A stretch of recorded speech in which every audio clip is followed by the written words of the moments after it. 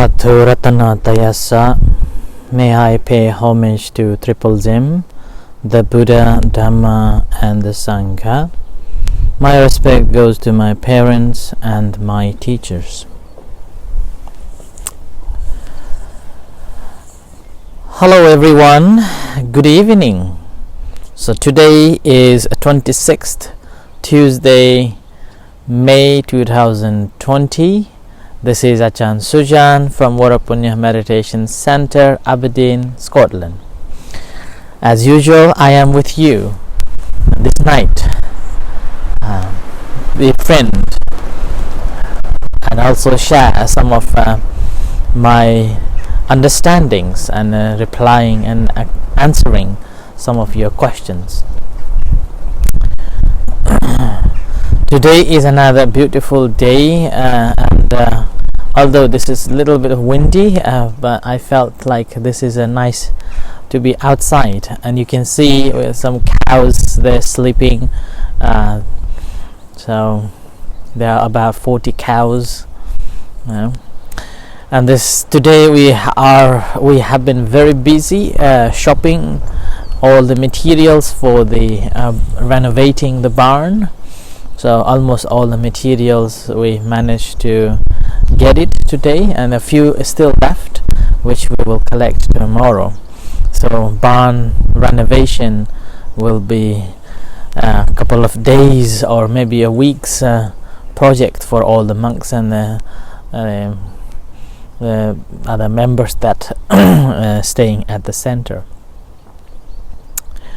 And meanwhile, also would like to thank you feedbacks from Colin, Sarala, and the lady from Australia and Switzerland, and also from Nepal, for all those wonderful feedbacks. And glad to know that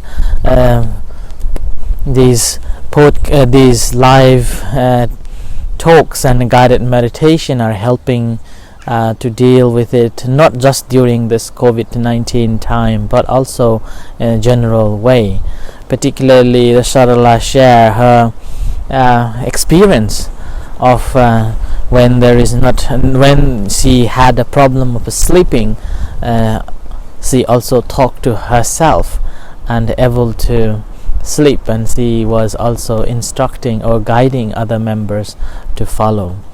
And from Nepal also had feedback saying that it's really good to hear about the different dhammas in this time, because this time there was a lot of time to stay at home. Particularly in Nepal, it's becoming a really tough lockdown after 2 months, as the number of positive results increased. And today there are over 700 people now within this 3 weeks time, after 2 months of a lockdown. So it's getting really tough in Nepal at this time. Whereas in Scotland, in a few days time, there will be a ease changing all the guidelines about the lockdown, and hopefully it won't be difficult for all of us. So this is, and despite the government eases the lockdown, I think it's very important to be mindful as we go out and talk to one another, or going out to do businesses. So thank you everyone for coming and listening to me every night. If you notice over this time, I was concentrating on the practice of concentrating in my talks on the 4 foundations of mindfulness in different ways and different topics. Although I didn't mention that this is on the basis of the 4 foundations of mindfulness.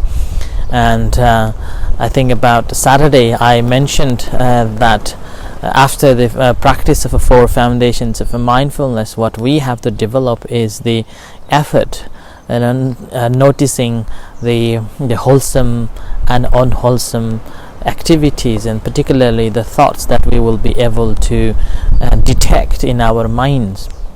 So basically, after we have practiced the Satipatthana, the 4 foundations of a mindfulness, what happens is we will be able to see the inner mind, the mind that is the pure mind, the real mind, and in that moment we will be able to notice the negative and positive thoughts and positive minds, and we will as our mindfulness develops and awareness is strong, we will be able to let go of the negativities, negative thoughts, and any positive thoughts or positive state of the minds are there, and positive character and behaviors are there. We are simply developing and maintaining that.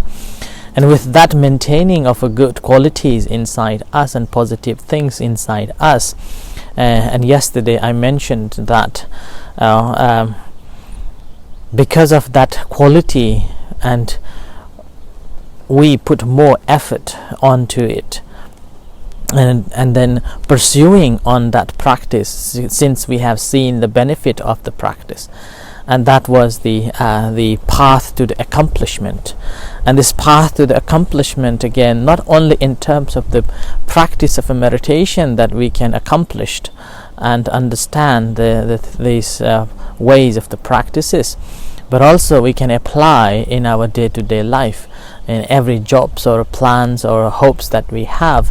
If we can go through these 4 principles that I mentioned last night, and mindfully reflecting on that, we will be able to accomplish or succeed in any plans or any jobs that we have. So in relation to that, now again, I am reflecting that better go on the same theme in relation to the practice. So today I would like to talk on the so-called the indriyas, or the controlling factors. And this controlling factors are simply, it's very important to keep us in a right track, a right way. It's like each individual has got responsibilities. Each one of us has got our own responsibilities to fulfill, which not overlapping from one another. Suppose, like, you are working in one of the companies.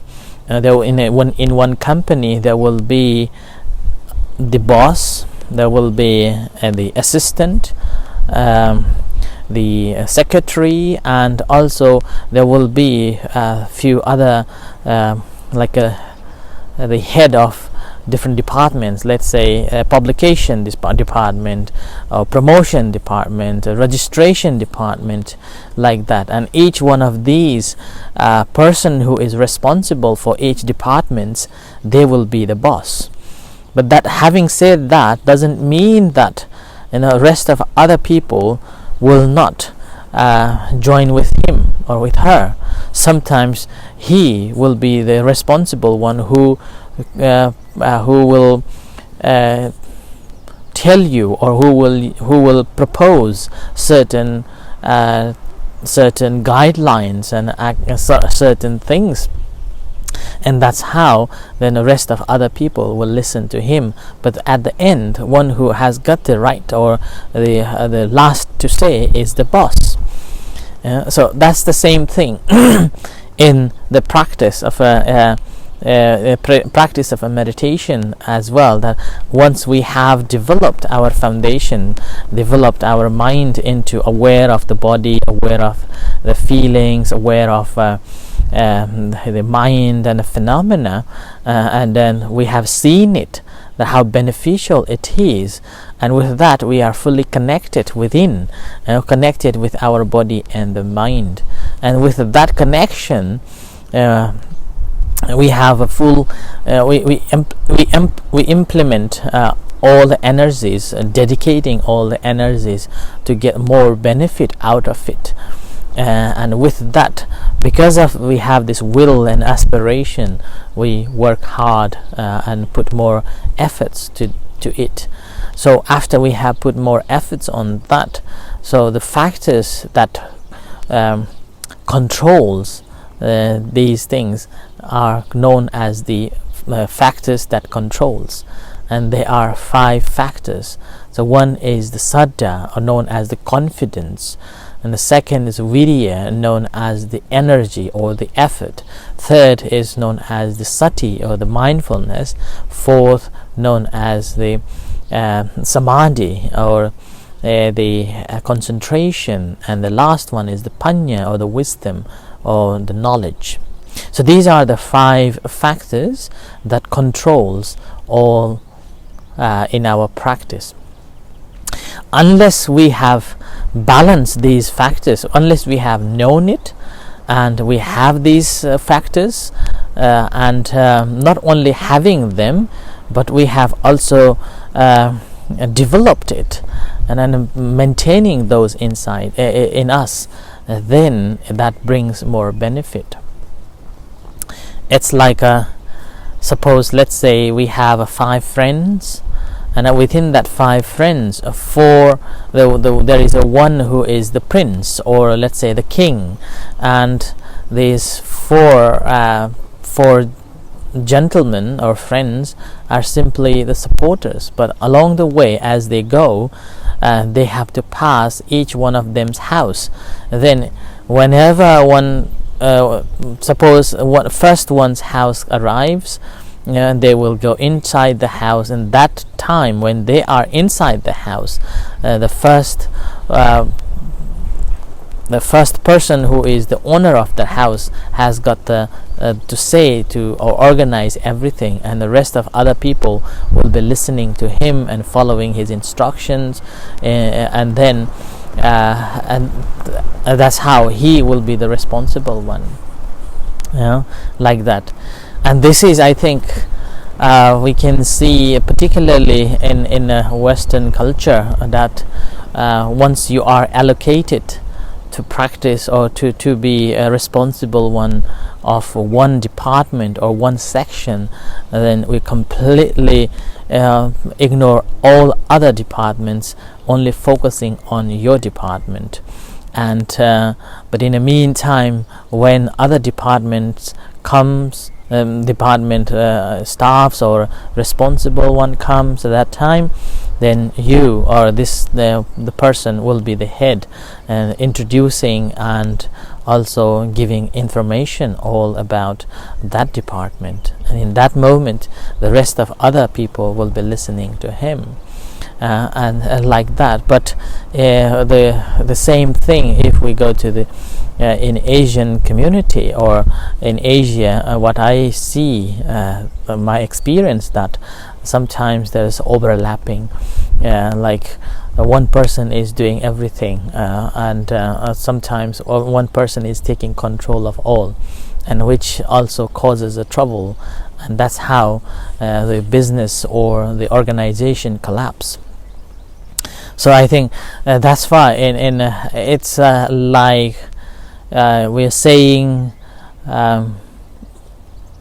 disorganized, and there is no boss, one like that, and in this case it's very difficult to deal, and that's why the indriyas or the controlling factors always play a vital role.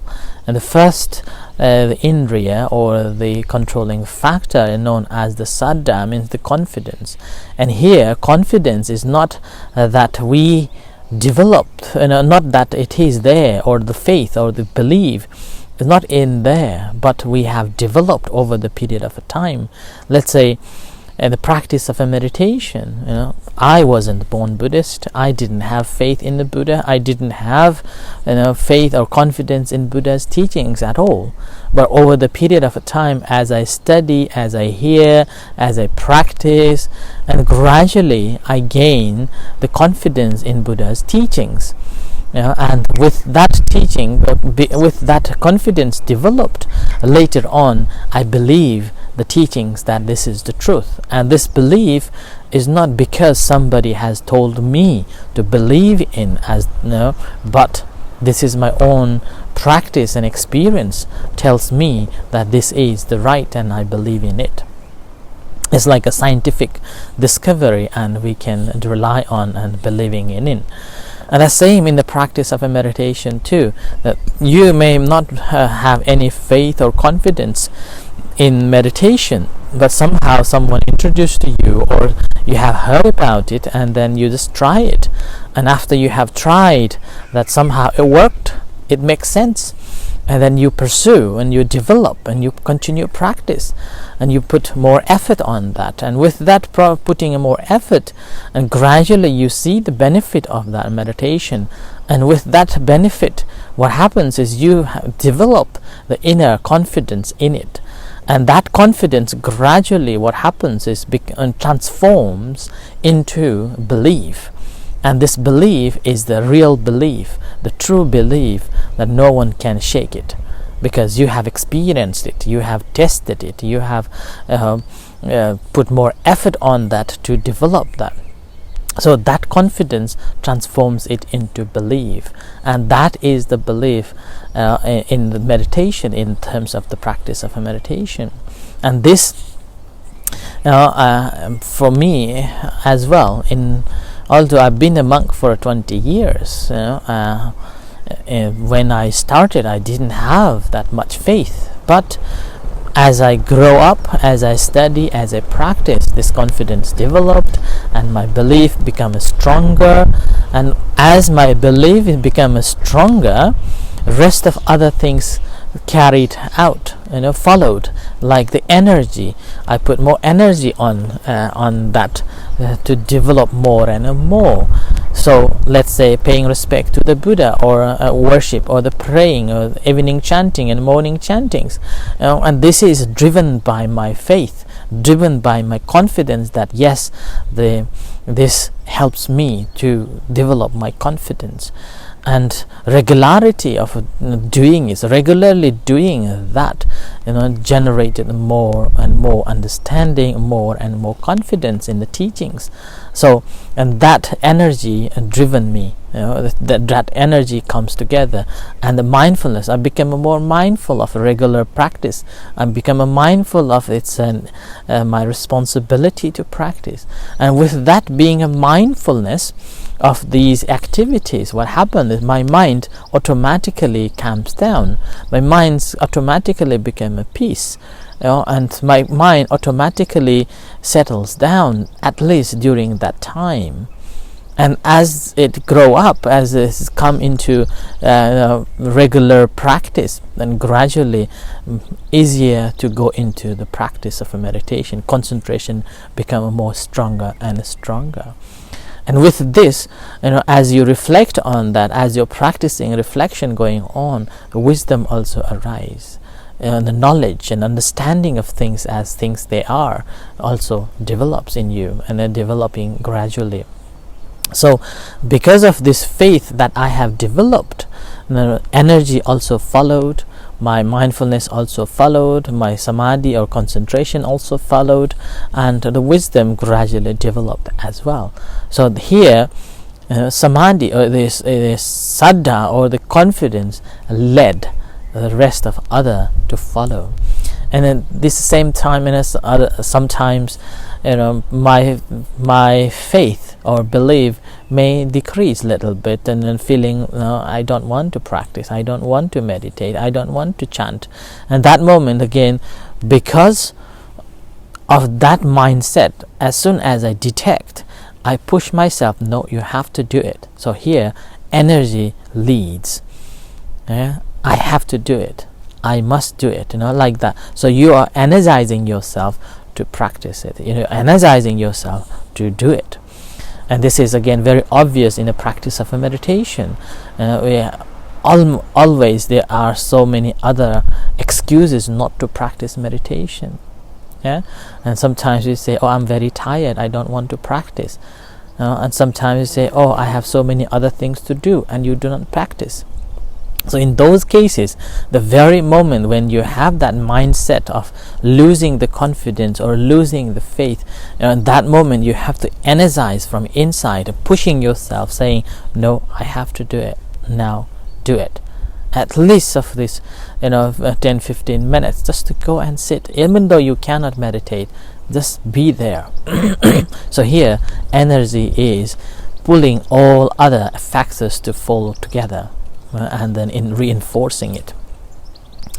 And other times again, because every all the conditions are conducive, that moment your mind automatically wants to meditate, and you become so calm and so concentrated, easy to meditate and easy to be mindful of things going on. In that case again, generally the rest of other things will follow. You become more mindful, you put more energy in it, and then you develop your confidence, your faith in the practice, and with this again you will have a wise reflection, and wisdom also arises as well. Okay? And other times again, because of this worldly matters going on, we may are very busy, but because of the wisdom that we already have, understanding the understanding of the things as they truly are, that we already generated for some degree, and we automatically realize that, oh, okay, I think this is the time I need to practice meditation. Suppose there are examples, people will not practice meditation for many days, simply because I will do tomorrow, and tomorrow comes, and then another things comes, and will not practice again. So as it carried on for many days or a week, and later on suddenly something happens, something strikes, and then something you feel very stressed and unhappy. That very moment the wisdom clicks in. Wisdom and say, oh, meditation helps, why not practice meditation? And that very moment then the rest of other factors will come. So this is the factor that controls all at that time, and with this we generate with all these factors become stronger and stable. But having said that, it's like we have to keep the balance in these factors. One or another shouldn't be stronger than one another. It's like if you're running a company, if only one person is leading everything and the rest of others are just like following all the time, then that organization, the very probability, there is a probability of a collapse. So that's same in this process of these factors as well, that we shouldn't allow only one factor to control all. So that's why in this first confidence factor, if we have a confidence in the practice but we haven't developed the wisdom, then sometimes it makes arrogant, saying that I have been practicing meditation for that many years, I have attended that many retreats, you haven't done this, you haven't gone to the retreats, that sort of a egoistic mentality develops.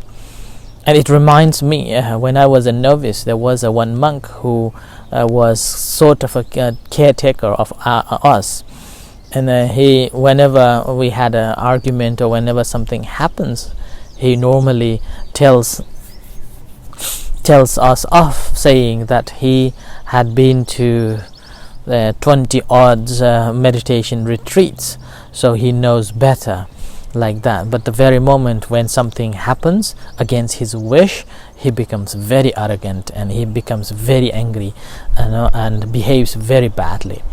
So that's sort of a mentality. So that's simply because you have developed the faith and confidence in it, but you haven't developed the wisdom.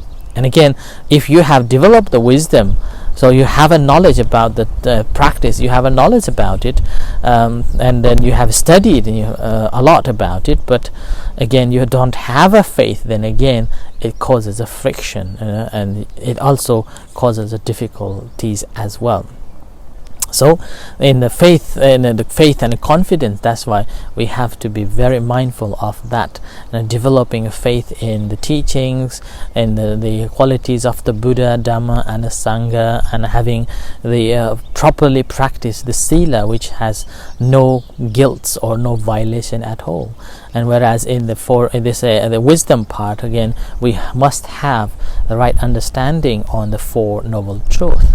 Once we have these two comes to the balance, then that leads to the perfect moment. Same with the energy. If you have too much energy to the practice, you put a lot of energy to the practice, but you don't have the concentration, then that brings the agitation, that brings the boredom, that brings also tiredness. So again, just the energy is not good enough. We have to apply the rest of other things to help it together. And in the meantime, if you have only concentration, but you have a less energy to pay attention to or energizing yourself, then again that causes a sleepiness as well, and a drowsiness comes. So that's why we always have this so-called mindfulness, the sati, always be there.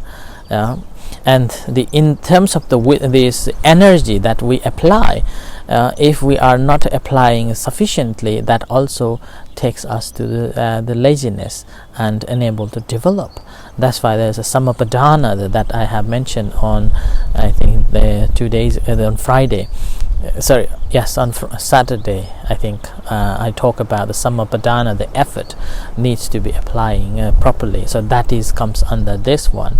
And then the concentration again, it needs to be developed properly in a way that we have so-called the jhanas, the absorptions that we have achieved, and rather than going into all the absorptions, we can think we are able to be mindful of the object that we are given, and we know when to go and when to pay attention to and when to leave. And that is the concentration. So these also need to balance one another.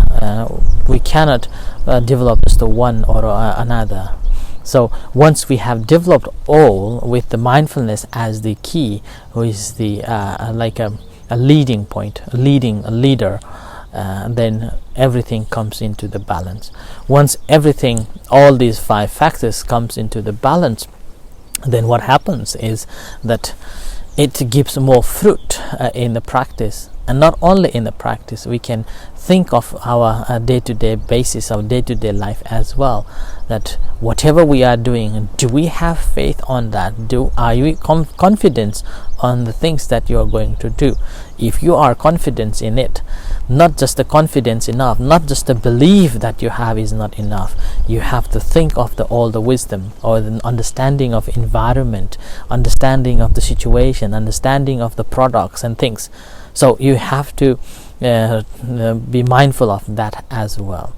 And in the meantime, sometimes you concentrate too much on your job that you are thinking is right, but again, if you haven't got the right understanding, then your concentration may not help you.